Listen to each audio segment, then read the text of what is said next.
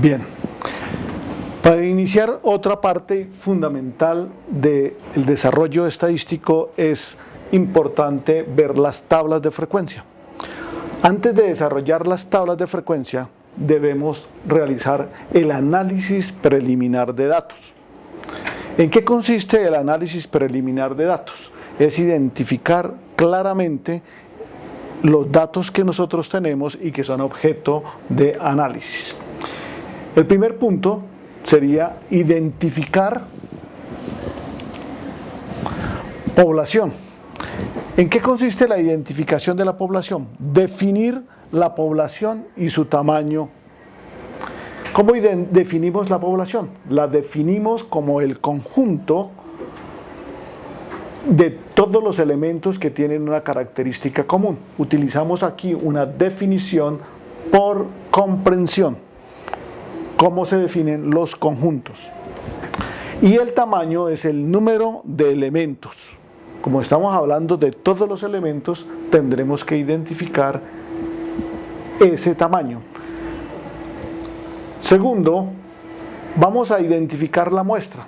También se define como un conjunto por comprensión y el tamaño de la muestra. El tamaño de la población se puede definir con la letra N mayúscula, mientras que el tamaño de la muestra se define con la letra N minúscula. Y sabemos cuáles son los elementos tanto de la población como de la muestra. En tercer lugar, vamos a identificar el nombre de la o de las variables. Fundamental saber que en un estudio puede tenerse una, dos o tres variables, pero identificar el nombre. Podemos identificar el nombre como edad, género, estado civil, diagnóstico, impresión diagnóstica, son variables que nosotros podemos involucrar en un estudio. En cuarto lugar, identificamos el tipo de variable. Aquí en tipo de variable tenemos que clasificarla de acuerdo a las definiciones antes vistas, que sería si es una variable cuantitativa continua, si es una variable cuantitativa discreta o si es una variable cualitativa binomial o dicotómica o una variable multinomial o categórica.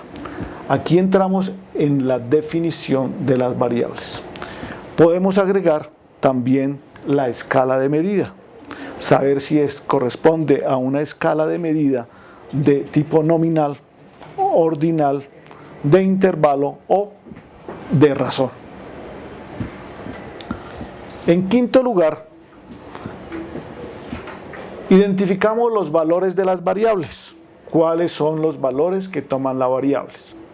Podemos identificar cuál es el valor mínimo y cuál es el valor máximo. Por ejemplo, en el caso de la estatura, podemos decir que una persona tiene una estatura mínima de 1,50 y una estatura máximo de 1,80. Y nuestros datos estarían dentro de esos valores.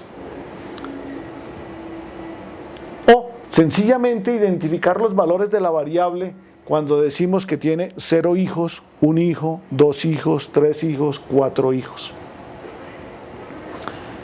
En sexto lugar, identificamos el número de clases, que es similar al número de valores.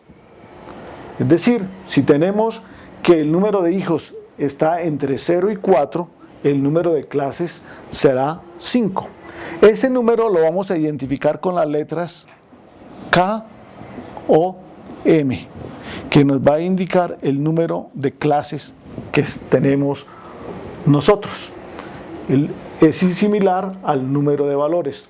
Como dijimos, en el caso del número de hijos, que puede ser 0, 1, 2, 3 y 4. Estos serían los valores y tendríamos un valor de K, en este caso, K igual a 5. Esto ocurre para la variable cuantitativa discreta. Lo mismo para las variables cualitativas. El ejemplo más fácil para el caso de las variables cualitativas y la variable cualitativa género, el número de valores es de 2, porque tendremos claramente definidos que hay género masculino y género femenino. Para la variable cuantitativa continua, el caso es diferente. ¿Qué podemos hacer? Utilizar estudios anteriores. Dentro de la revisión bibliográfica, nosotros podemos encontrar que un estudio nos tiene tantos valores de K en la variable cuantitativa continua, y lo utilizaremos los mismos para efectos de comparar con estudios anteriores. En el caso de que no tengamos la más remota idea de cuánto pueden ser los valores, sencillamente lo calculamos y utilizamos el valor de K igual por la regla de Sturges.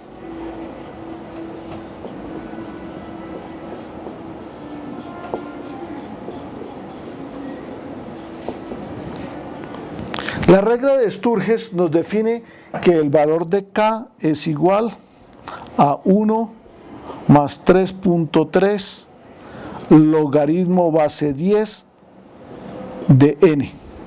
¿De cuál n?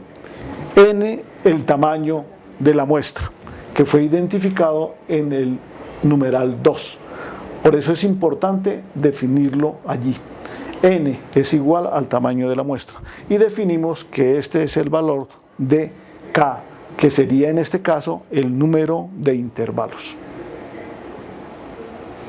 Para finalizar, es necesario que en el análisis identificamos claramente la fuente de los datos, de dónde provienen los datos.